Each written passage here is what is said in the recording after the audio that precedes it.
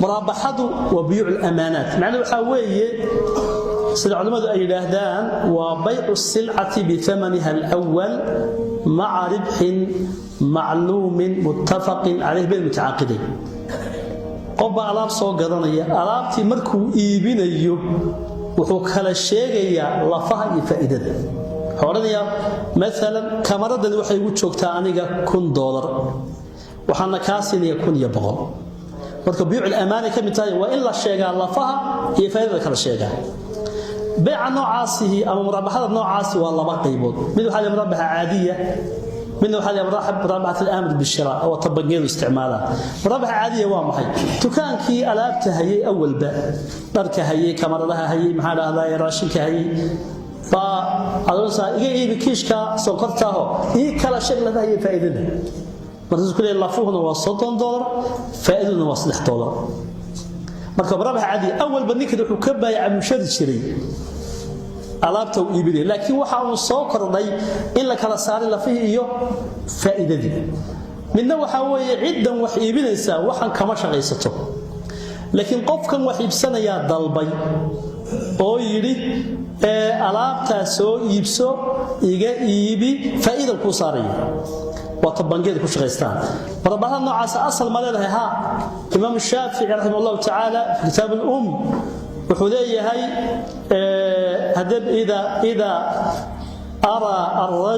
الرجل السلعة وقال اشتري هذه وأنا أربحك فيها فاشتراها فالشراء جائز هذين كنيك كل هذا ألابتا يبسو كارجن يبسو بدجن يبسو أو كان هشل يبسو أنا كايبسو فإذا وانكو صارية ويبنان تيمون مركا أصل كذا وحي أهاي قفك وحيب سنة يا سوق يا جرجرة ميكان كاريو صار كودي جودي بصار عسلا هذا هذا بايع عضو جرجرة كده مثل السوق ما تغني دوالجا يعني غالبا لقى جايبني marka qof xariif suuqa yaqaan leeyahay hadaad soo gaarsiiso guriga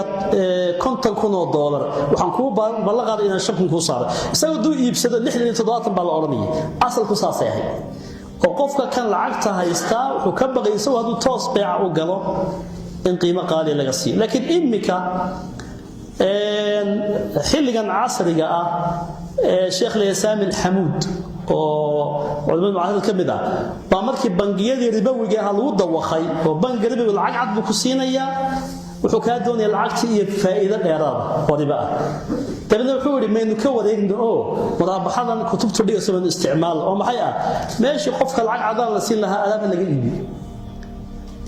qof hada doonay kaash ku doonaya laakiin waxa laga iibinayaa boqolkiiba sonkora qiimihii waxa laga yaabaa qiimo ka badan ku tagto laakiin isna marka uu iibinayaa kaashka buu qaadanaya tawada uu sameynayay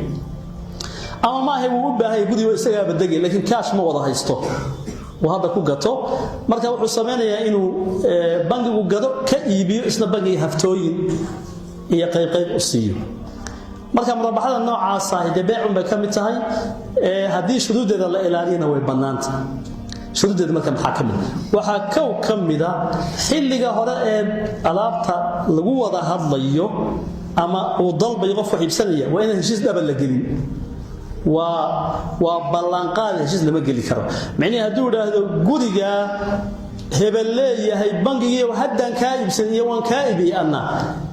te wax kale ibsadeen waxaan gacan ku hay nabiga sallallahu alayhi wasallam waxyaabana waxa kamida aan bay'i maalam yamlik qofku wuxuu sanhay ma iibin karo marka koowaad waa inay wuxuu dalab tahay iyo codsiye aan heshiis ahayn shuruuda waxa kamida in de qiimaha la sii tilmaamo oo hadhow saan isaga hor imanin waa inay yiraahdaa intaasna waa soo siisanaya intaana waan ka siinaya wixii isla xadido waxa shuruuda kamida in bangiga soo iibsada alaabtii beec sax ah oo aan suuri ahayn yani beec been aan ahayn alaabtii godgodiyo hadee beed ma si wax loo iibsado uu iibsado ama gaari ha noqdo ama guri ha noqdo ama dhul ha noqdo ama wax kale ha noqdo waxa shardi in la soo wareego waana meesha fartu ka quluntay bangiyada islaamiga badankoodu ay yaani hirgelinteedii taban mareeno ay marka ribadii waxeeladaysteen la wareegaas marka waa muhiim والنبي صلى الله عليه وسلم حديث ابن عمر ورينيو ابو داود غيركي ku sugan حسن غير هي وحولي سوقا قال سليد بان يبسدي مركان سليد دي يبسدي يبكي يدعي بانا سوقي جوغان inaga baayacay macaash buu igu sii intii ka badan buu ka iibsanayay marka dabcan ninkii gacantii galiyo aan kala iibsano baa garabkan in qabta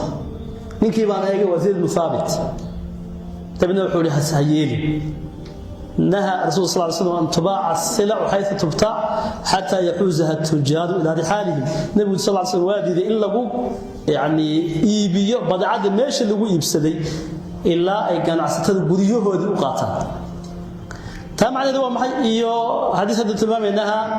عن بيع لا يحل بيع السلف ولا شرطان في بيع ولا ربح ما لم يضمن النبي صلى الله عليه وسلم حيب دي waxa kamida waxaan damaana qaaday oo haduu dhinto adiga aan ka dhimanaynin inaad ka faa'iido xoolaha intaadan gudoomin haday dhinto adiga ka dhiman maayo mesela raashin baad jirtay bakhaar yaala 100 kiish adoon la wadayn ba suuqa gashay boonadii baad sidataad ku iibsatay din baad ka iibisay markaad ka iibisay ba bakhaarkii guftay waa guftay alaabta ayaa lagu leeyahay ninkii iibiyay ee bakhaarka lahaa lagu leeyahay wada alaab bukaadi kuma gudoonsiin hadii la faa'iidada qaadanaya adiga wax iibiyay ba qaadanaya idan waxa istaban maray